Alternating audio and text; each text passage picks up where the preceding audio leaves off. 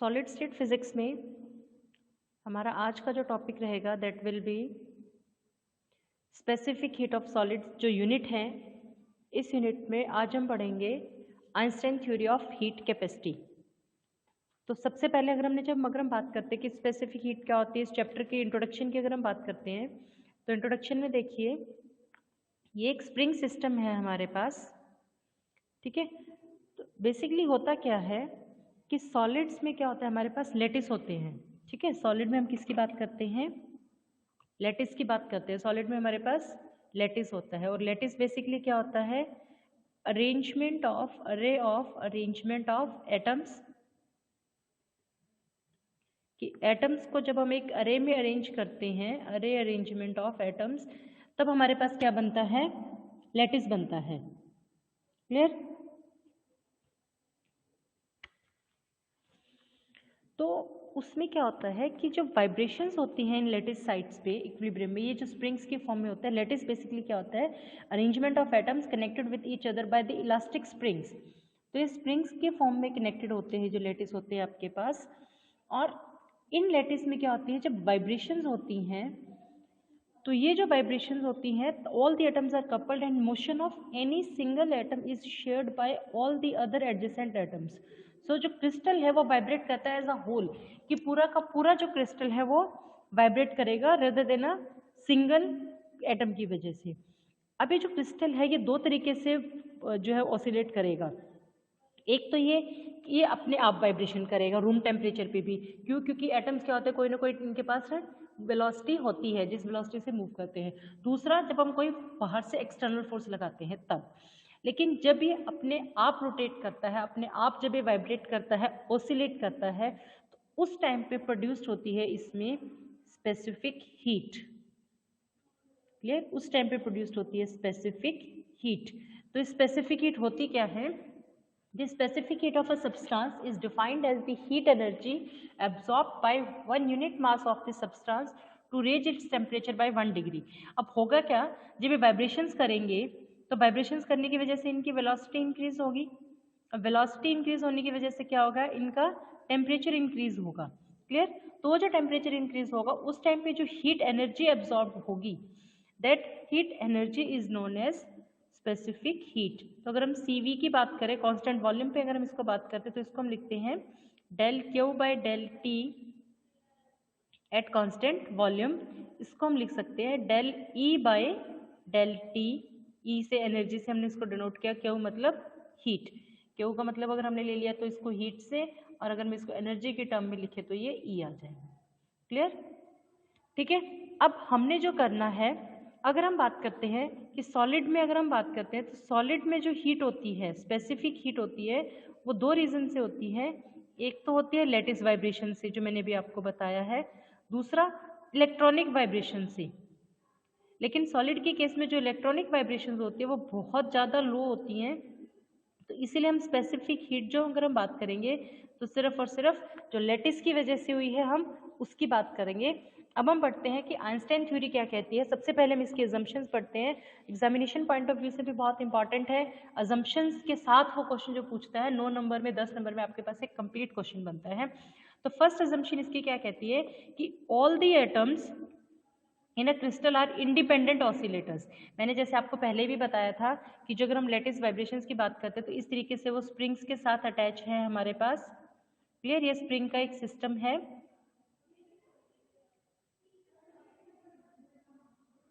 Clear. तो कहते हैं कि जितने के एटम्स हैं सारे इंडिपेंडेंटली, ये जो पोजीशंस है हमारे पास, ये पोजीशंस जो है ये एटम्स की पोजीशंस है यहाँ पे।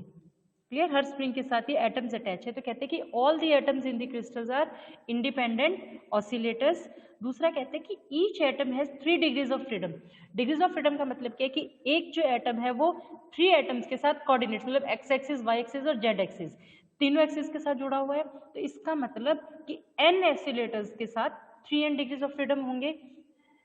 दूसरा ये कहता है कि from quantum mechanical results the energy levels of harmonic oscillators are given by En is equal to n+1/2 h nu. की जो एनर्जी है वो कहलाती है En half n+1/2 h new. अगर हम n की वैल्यू 0 पुट कर दे तो एनर्जी हो जाएगी हमारे पास हाफ NH न्यू, और इस एनर्जी को हम क्या कहते हैं, 0 point energy, that is half H new, इसको हम कहते हैं 0 पॉइंट एनर्जी। नेक्स्ट एजम्पशन इसकी कहते हैं कि all the oscillators are identical so they must have natural frequencies, कि एक पर्टिकुलर फ्रीक्वेंसी है जिस फ्रीक्वेंसी से वो मूव करेंगे, हमें एक्सटर्नल कोई फ्रीक्वेंसी देने की जरूरत नहीं पड़ेगी। सेकंड कहते हैं कि जो एनर्जी डिस्ट्रीब्यूशन है that obeys Maxwell Boltzmann law, ये सबसे इंपॉर्टेंट है पॉइंट इसका, इसी के बेस पे हम डिराइव भी करेंगे कि जो एनर्जी डिस्ट्रीब्यूशन है कि पार्टिकल्स किस तरीके से एनर्जी अब्सॉर्ब करते हैं और लेते हैं, that depends on the Maxwell Boltzmann distribution law. और वो क्या कहता है कि given energy state can occupy any number of atoms, कि ये कोई फिक्स नहीं है कि आपको एक एटम में, आपके पास जो एनर्जी एक स्टेट है उसमें एक ही एटम आएगा या 2 आएंगे 4 आएंगे, इस तरीके से वो कितने भी एनर्जी एटम्स जो है वो एब्जॉर्ब कर सकता है एक एनर्जी स्टेट। अब अगर हम बात करते हैं कि हीट एक्सप्रेशन हम निकालेंगे हीट कैपेसिटी का using Einstein theory of heat capacity, जो जो अजम्पशंस इसने दिए हैं उसके अकॉर्डिंगली। तो हम स्टार्ट करते हैं। Now the number of atomic oscillators, पहले सबसे हम नंबर ऑफ एटॉमिक ऑसिलेटर्स निकालेंगे। Number of atomic oscillators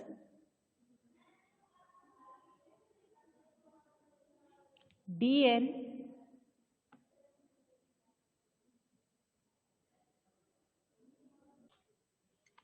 number of atomic oscillators Dn having energies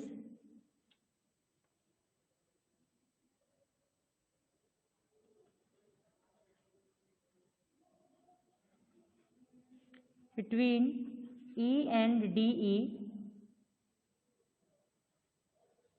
E and E plus DE, having energy E plus D at temperature T is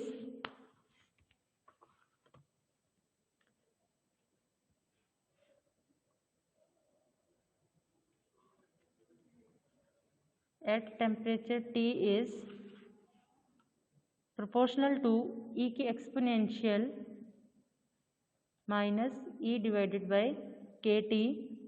Now the average energy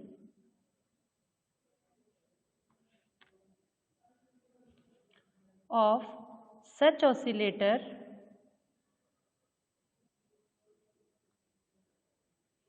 is given by Maxwell Boltzmann की बात की थी हमने कि Maxwell Boltzmann distribution है वो ये follow करता है। तो मैक्सवेल बोल्ट्जमैन डिस्ट्रीब्यूशन कहते हैं कि जो एवरेज एनर्जी है that is given by E bar. E bar का मतलब क्या है कि average energy that is equal to summation n is equal to 0 to infinity, कि एक स्टेट में कितनी भी एटम्स आपके पास आ सकते हैं, into E N exponential minus E N divided by के टी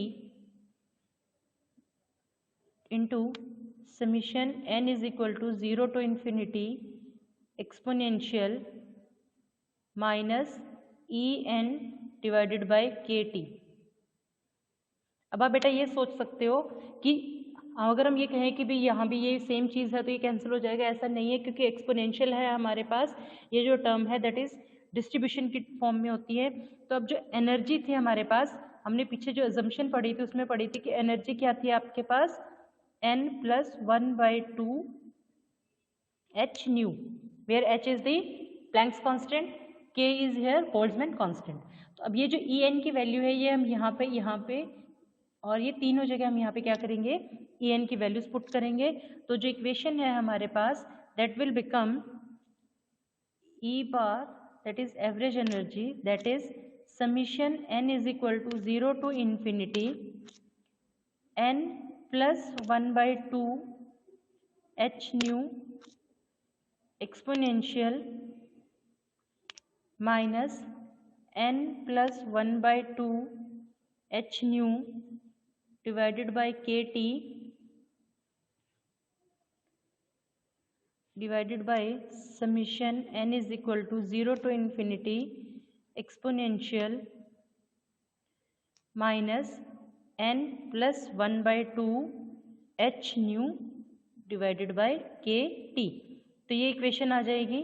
अब इसको थोड़ा सा शॉर्ट करने के लिए इस इक्वेशन को हम क्या मान लेंगे कि x is equal to minus H nu divided by के टी, ये जो टर्म आई थी अलॉन्ग विद नेगेटिव साइन, ठीक है, इस पूरी टर्म को हमने क्या मान लिया, x मान लिया, ठीक है, x मान लिया। और उसके बाद हमने क्या किया, n की वैल्यू है 0 से इन्फिनिटी, तो हमने क्या किया, n की वैल्यूज पुट करनी शुरू की। पहले हम n को 0 पुट करेंगे, फिर हमने n को 1 पुट किया, 2 पुट किया, 3 अप टू इन्फिनिटी। तो इस तरीके से जब हम इसको सॉल्व करेंगे तो जो इक्वेशन बनेगी आपके पास, that will be E bar is equal to H nu, ये एच न्यू कौन सा आएगा, ये वाला जो कांस्टेंट आएगा ना, क्योंकि पहले हमने इसको 1 ले लिया, इसको 0 लिया तो 1/2 एच न्यू आ जाएगा। इसको अगर हम 1 लेंगे तो ये 3/2 आ जाएगा। तो लेकिन एच न्यू क्या रहेगा, कॉमन रहेगा, तो एच न्यू हमने बाहर निकाल लिया, कॉमन ले लिया। एच न्यू इंटू 1/2 ई की पावर x/2 प्लस 3/2 ई की पावर 3x/2 प्लस 5/2 ई की power 5x/2 up to infinity divided by, अब जो नीचे जो यहाँ जो टर्म थी, यहाँ पे हमारे पास h 1/2 नहीं था, ठीक है, तो इसमें हम यहाँ पे n की वैल्यू यहाँ से यहाँ पे हम वैल्यूज पुट करेंगे, n की पहले पहले 0 फिर 1 फिर 2 इस तरीके से। तो ये जो एक्सप्रेशन आ जाएगा that is e x/2 plus e 3x/2। देखिए यहाँ पे ये जो फैक्टर है ना बेटा 1/2 3/2 5/2, ये किसकी वजह से आया है, ये आया आपके पास इसकी वजह से, ये जो n प्लस 1/2 का फैक्टर था, ठीक है। तो यहाँ से हमने इसको शुरू किया, plus e 5x divided by 2 up to infinity.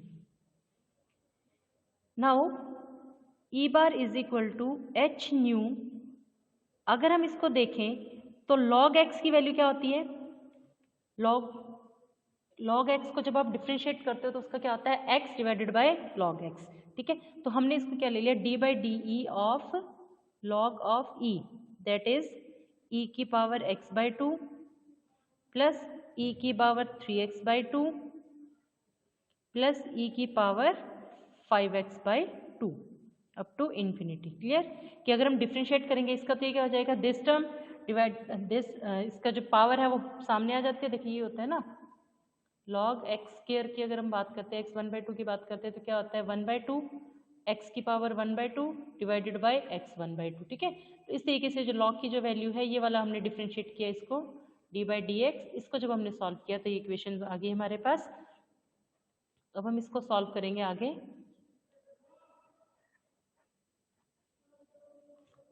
तो ये जो इक्वेशन है that will become H new d by d x, अब क्या होगा हमारे पास log e की पावर x/2 कॉमन आ जाएगी, e की power x/2 common, that is 1 plus e की पावर x प्लस e की पावर 2x। क्लियर, इस तरीके से हमने इसको सॉल्व किया। आगे हम इसको सॉल्व करते हैं तो e बार जो बन जाएगा हमारे पास that will be h new d by d x log e x/2 plus log e 1 plus e x plus e 2x up to this. यहाँ पे हमने क्या किया, log था, log को कॉमन log था, इसको हमने क्या किया ब्रैकेट खोल दिया, तो ये जाएगा log e की पावर x/2 और एक log क्या आ जाएगा इस पूरी टर्म के साथ, इस तरीके से आ जाएगा। हमने यहाँ पे क्या किया, जो स्क्वायर ब्रैकेट है इसको हमने ओपन कर दिया। अब हम इसको सॉल्व करेंगे तो ये जो इक्वेशन बन जाएगी that is h new d by d x x/2 minus log e 1 minus e की पावर x। यहाँ पे जो हमने यूज किया है that is log 1 plus e x plus e2x that is equal to minus log 1 minus e की power x। ये expression हमने यहाँ पे यूज किया है, तो ये जो पूरे टर्म हमारे पास आ जाएगी, तो यहाँ से जो हमारे पास आएगा दैट इज एच न्यू, इसको हमने डिफ्रेंशिएट किया दैट इज 1/2 प्लस ई की power x over 1 minus e x is equal to H nu 1/2 plus 1 over e की power minus x minus 1। E की पावर एक्स हमने यहाँ से क्या कर दिया, कॉमन ले लिया, तो ये इक्वेशन आ जाएगी हमारे पास। अब हम यहाँ पे क्या करेंगे, एक्स की वैल्यू पुट करेंगे। एक्स की वैल्यू हमने क्या ली थी, एक्स की वैल्यू क्या थी, minus H nu divided by के टी। ठीक है, तो जो इक्वेशन बन जाएगी हमारे पास, that is E bar will be h nu 1/2 plus 1 e की पावर एच न्यू बाई के टी माइनस 1। ये जो आया है हमारे पास, ये सिंपल इक्वेशन आई है हमारे पास। और दैट इक्वेशन अगर हम कहते हैं, अब हमारे पास ये क्या आ गई, average energy. Clear, this is the average energy. और इस एवरेज एनर्जी में अब हम इसको सॉल्व करते हैं आगे। Now the vibrational energy, the vibrational energy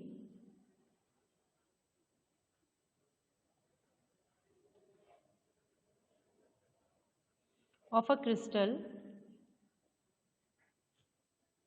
having n atoms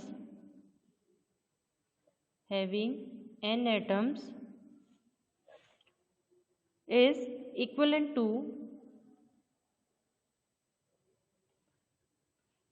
energy of system having 3n harmonic oscillators, 3n harmonic oscillators। तो यहाँ से क्या होगा हमारे पास कि जो ई आई है, जो टोटल एनर्जी है, that will B 3n into average energy. क्योंकि देखिए हमने जो अजम्पशंस मानी थी इसकी स्टार्टिंग में, उसमें एक अजम्पशन यही हमारे पास थी कि जो एक एटम है उसके साथ 3 डिग्रीज ऑफ फ्रीडम है, तो 3n एटम्स के साथ 3n डिग्रीज ऑफ फ्रीडम हो जाएंगे। तो एवरेज एनर्जी हमने निकाली थी, तो टोटल एनर्जी कितनी हो जाएगी पूरे सिस्टम की, कि जितने डिग्रीज ऑफ फ्रीडम है और हर डिग्री ऑफ फ्रीडम की एक energy, that is average energy. तो जो इक्वेशन है हमारे पास ई की टर्म में, दैट विल बिकम 3n, इस इक्वेशन में हम यहाँ पे ई बार की वैल्यू ये वाली पुट करेंगे, 3n h nu divide by 2 bracket open कर देंगे हम, plus 3n h nu exponential h nu by के T minus 1। Now specific heat हमें पता है क्या होता है, specific heat is equal to del E by del T at constant volume. मतलब हमें करना क्या है कि इस इक्वेशन को हमें वॉल्यूम के रिस्पेक्ट में डिफरेंशिएट करना है विद रिस्पेक्ट टू टेम्परेचर। तो जो इक्वेशन है दैट विल बिकम्स, तो ये वाली जो टर्म क्या हो जाएगी, 0 हो जाएगी ये वाली टर्म, क्योंकि इसमें टेम्परेचर तो हमारे पास है ही नहीं, यहाँ पे टेम्परेचर है, तो इसको हमें टेम्परेचर के रिस्पेक्ट में करना है। तो C V is equal to 0 plus 3n h nu, that is term constant, over, अब डेनोमिनेटर में है ना, तो इसका square, that is exponential h nu divide by के टी माइनस 1 का whole square into this term as it is exponential h nu by के T minus 1 into differentiation of second term. अब जो सेकेंड टर्म है हमारे पास यहाँ पर ऊपर कुछ भी नहीं है, तो कांस्टेंट है, तो कांस्टेंट का डिफ्रेंशिएशन क्या हो जाएगा, 0 हो जाएगा, माइनस। अब हमें क्या करना है, इस टर्म का डिफ्रेंशिएशन करना है। First term as it is, तो फर्स्ट टर्म क्या थी हमारे पास, 3NH न्यू, वो हमने पहले ही कॉमन ले ली यहाँ पे, इंटू 1 कांस्टेंट है, उसका डिफ्रेंशिएशन 1 हो जाएगा, एक्सपोनेंशियल एच न्यू बाई के टी इंटू इसका डिफ्रेंशिएशन, तो इसका डिफ्रेंशिएशन क्या हो जाएगा, एच न्यू बाई के टी स्क्वेयर। ठीक है, तो जो इक्वेशन हमारे पास बन जाएगी दैट इज 0 प्लस 3n के एच न्यू बाई के टी का होल स्क्वेयर, क्योंकि ये एच न्यू बाई के टी भी बाहर आ जाएगा यहाँ की इसके साथ एच न्यू बाई के टी। ठीक है, हमने क्या किया, इसको के से मल्टीप्लाई कर दिया, के से हमने इसको डिवाइड कर दिया। ठीक है, यहाँ पे के टी स्क्वायर था ना हमारे पास बेटा, यहाँ पे के था हमारे पास, तो हमें क्या करिए, इस पूरे टर्म को हमने बाहर निकाल लिया। एक सेकेंड, इसको हम सॉल्व कर लेते हैं स्टेप को।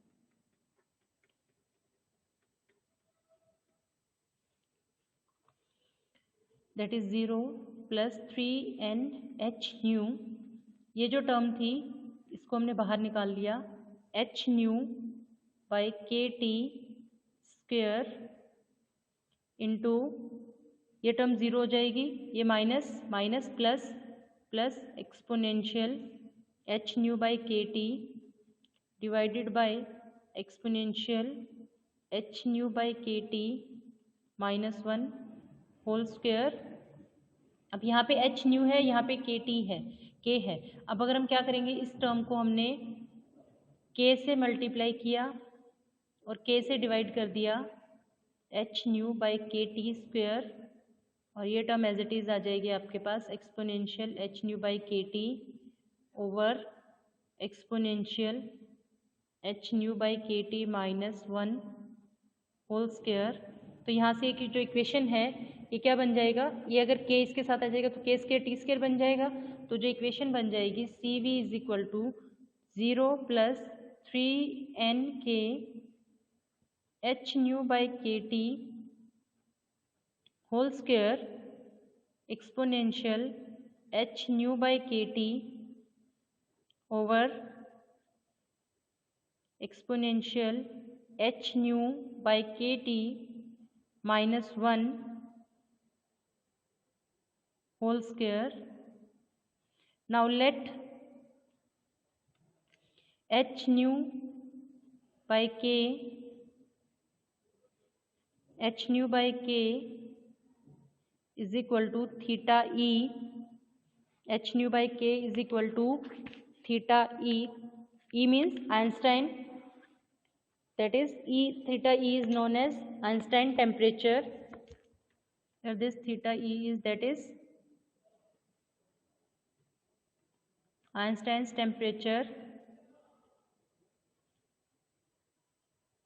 So this equation CV will become 3nk theta e by t whole square exponential theta e divided by t divided by exponential theta e divided by t minus 1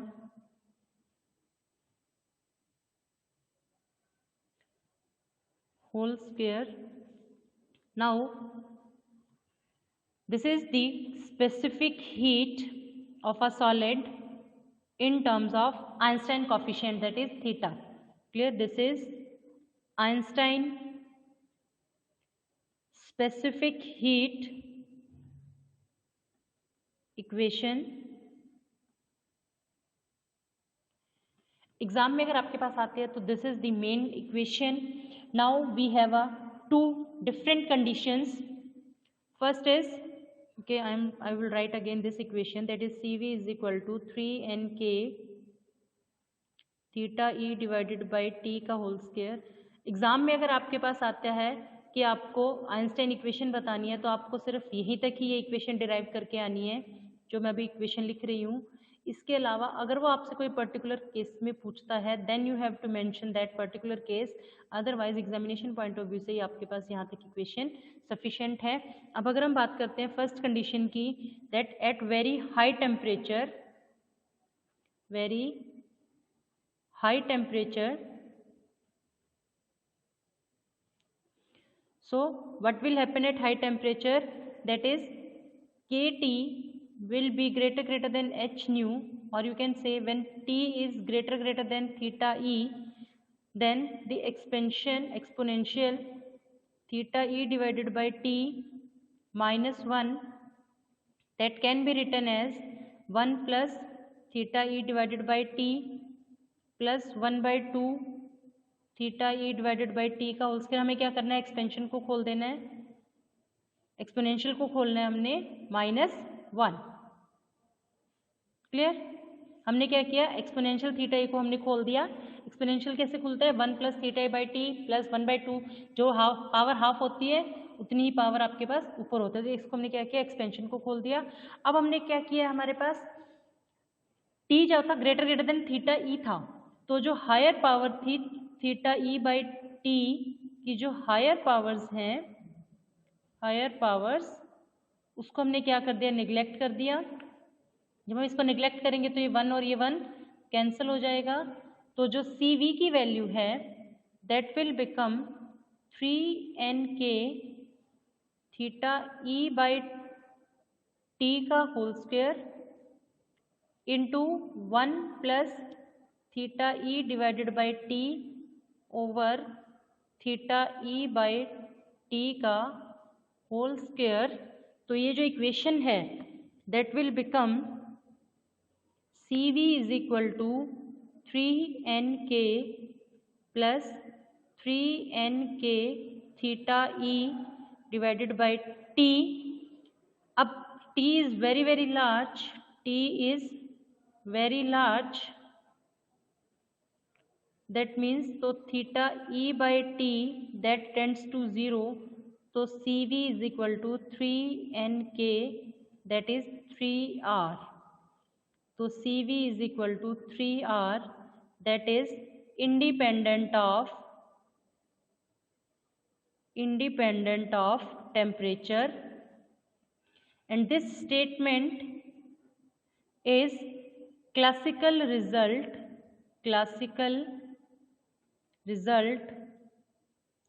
that is known as Dulong and Petit law. ये एक important point है यहाँ पर हमारे पास examination में, अगर वो आपसे ये कहता है कि derive Dulong and Petit law using Einstein specific heat equation, derive Dulong and Petit law using Einstein specific heat equation, तो आपको ये यहाँ तक पूरी डिराइव करके फिर वेरी हाई टेम्परेचर वाला जो कॉन्सेप्ट है उसको सॉल्व करके आपको ये देखना है। अब अगर हम बात करते हैं लो टेम्परेचर पे